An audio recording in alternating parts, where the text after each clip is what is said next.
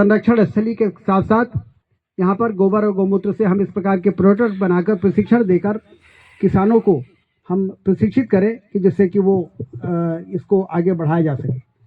इसलिए यहाँ पर ट्रेनिंग का कार्यक्रम भी शुरू हुआ है। कितने लोगों ने ट्रेनिंग ली अभी तक? तो भाई साहब 2 बैच हुए हैं, जिसमें से पहले बैच में 35 लोग थे और दूसरे बैच में करीब 55 लोग। तो ये 35 और 55 लोगों में से यहाँ पर कोई उपस्थित है क्या? जरा हाथ उठाए। ये लोग उपस्थित हैं। बाकी लोग अभी खेती में लगे होंगे, उनको फुर्सत नहीं होगी क्योंकि इतने मुश्किल से इतनी महत्वपूर्ण विधा सीख के गए हैं, तो वो सब अपने में लगे होंगे। और आज आप लोगों का भी प्रशिक्षण हो जाएगा और उसके बाद इसी प्रकार से हिनौती में 25,000 गायों का जो बन रहा है, वहाँ भी लोग प्राकृतिक खेती के लिए बहुत ज़्यादा उत्सुक दिखाई दे रहे हैं।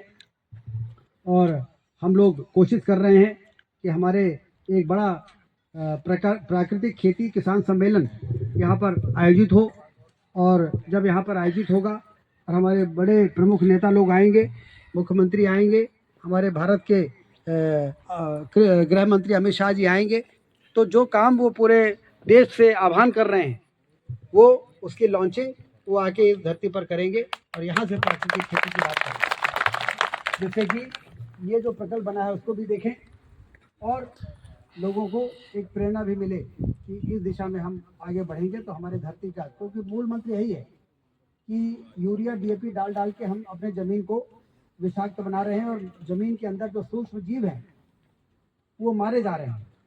और सूक्ष्म जीव मरेंगे तो ज़मीन हार्ड होती है, क्योंकि वो जो जीव हैं वो उसको मुलायम रखते हैं, और जब वो मर जाते हैं तो ज़मीन हार्ड हो जाती है।